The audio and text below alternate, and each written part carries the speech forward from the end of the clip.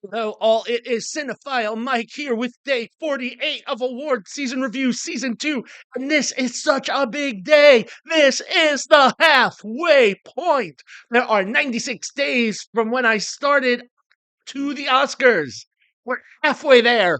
Thank you to everyone who has been with me from the beginning. Hello to all of those that have just joined or recently joined.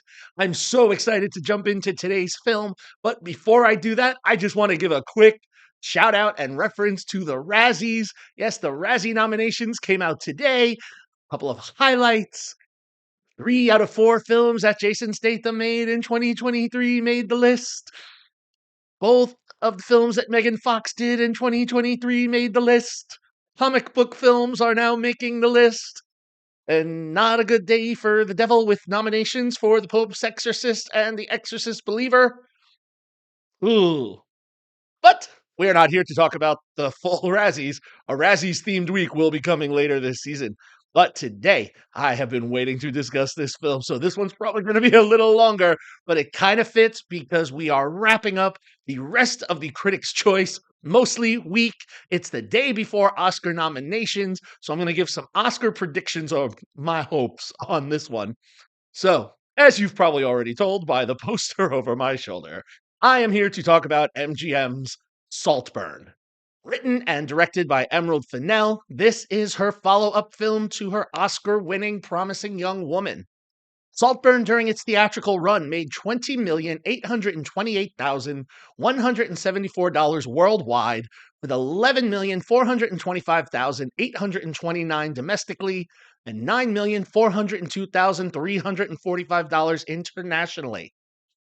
Now, Saltburn was my favorite #1 film of 2023. It took that spot from over 200 new films I saw that were released in 2023. Saltburn took the #1 spot. Now, it has received nominations for several award sets. With the Critics' Choice, it received 3 nominations. Didn't win any of the awards, but it was nominated for Best Cinematography, Best Production Design, and it was nominated for Best Picture. It had 2 Golden Globe nominations, one for Barry Keoghan as Best Performance by a Male Actor in a Motion Picture Drama, and one for Rosamund Pike for Best Female Performance by a Female Actor in any motion picture, supporting role. The BAFTAs is the awards where, it was really kind of starting to drive a little more recognition. It was long listed for 11 different categories, and of the 11, it landed 6 nominations. So, like the Golden Globes, 2 of them are for Keoghan and Pike for Best Actor and Best Supporting Actress, respectively. Jacob Elordi has 2 BAFTA nominations, one for Best Supporting Actor and the other for the fan-based EE Rising Star Award for his work this year, both in Saltburn and Priscilla. Priscilla was reviewed on day 36 if you haven't checked out that review and want to go back. Anthony Willis is also nominated for Best Score, and the film is nominated for Outstanding British Film of the Year. And I'm going to break my format here. Normally, I would talk about the Oscar chances later, but I'm in it now. Maybe I'm a little biased. Based on early predictions and the information I'm tracking, I don't think Keoghan and Pike will be nominated, but I truly believe they should be for the performances they do. I also think Fennell should be recognized in the original screenplay category for her very biting story. And the production design by Susie Davies and Charlotte Derricks it's a wonder to behold. The manor where they shot in Northamptonshire is going to definitely have an uptake of tourism if it's allowed, depending where it is.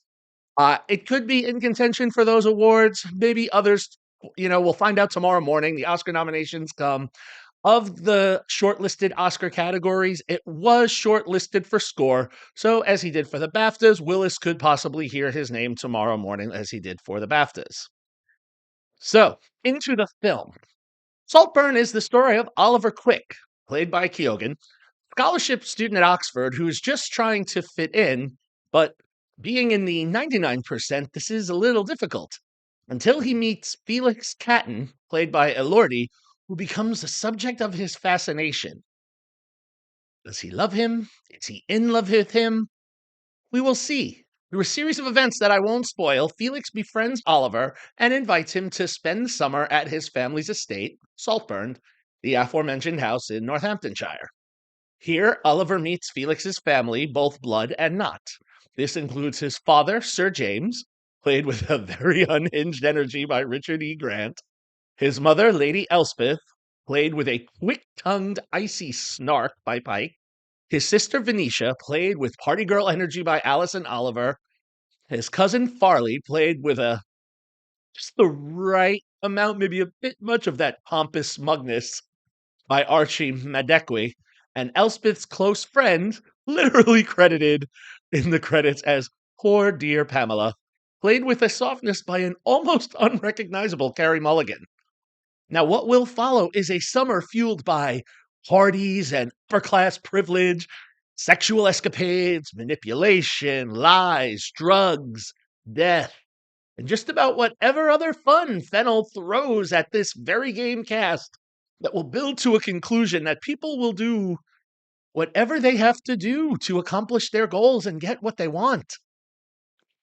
It's really hard to summarize anything more without spoiling, so let's just say, is everything as it seems to be? Fennell truly crafts this psychosexual gothic noir with twists and turns as fun to follow as if the tracking shots that we see at different times the cast moves as they move through Saltburn's twisty hallways. As I said, this cast is very game and they alternate in very credible performances. And Fennell's script is at, the same time that trope of the 1% and the 99%, but she crafts this tale with bizarrely sympathetic characters who just get enraptured in these plots and in one another's lives in ways you feel sorry for them and you can't stand them. And also, in the vein of a screenplay that is akin to one written by, say, Aaron Sorkin or Amy Sherman Palladino, the dialogue is so fast and quippy. I will say this is a film that warrants rewatches. I mean, I saw it at least 3 times before I really feel of all the good lines and digs down. And this is because some of the cast, especially Pike, they have such a quick and smooth delivery that go, wait, did I hear that right? For example, there's a conversation where she's talking about the relationships that her children are having, and then she very just quickly throws in this little non sequitur. I was a lesbian for a while, but it was all a bit too wet for me in the end. Men are so lovely and dry. Let me go back to talk about my children's relationships. And without taking a breath, without taking a beat. Now, as the story builds, there are some disturbing images and twists in the third act, very much almost like a Shakespearean tragedy on steroids. And we will see just what the intentions of people are. Now, Saltburn is that type of film that's a rare for me. It's over 2 hours, but it just grips you so much that it flies by in a matter of no time. Fennell, the way she shoots some of these scenes, it almost makes you feel like you're a voyeur as opposed to watching a film, but you're sneaking in on the most sacred and private of scenes. I mean, 2 scenes I will reference. All I'll say is one has a bathtub, one's in a cemetery. I'll leave it there.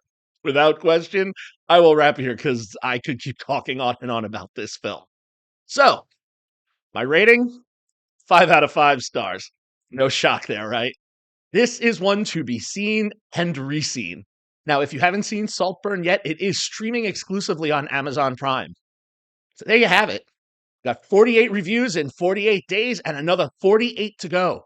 It will be interesting to see which of these 48 films I have already discussed and which ones I haven't yet hit have their names called tomorrow on Oscar nomination day.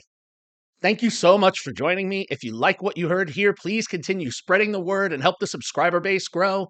As of this recording, we're about 55% of the way there. Go back, watch the video, see if you agree. Some of these films are really starting to pick up heat. As always, you can follow me, Cinephile Mike, on all social media platforms. You can compare film reviews with me on Letterboxd. I will see everyone tomorrow as we continue on our journey, but until then, this is Cinephile Mike saying take a break and watch something new.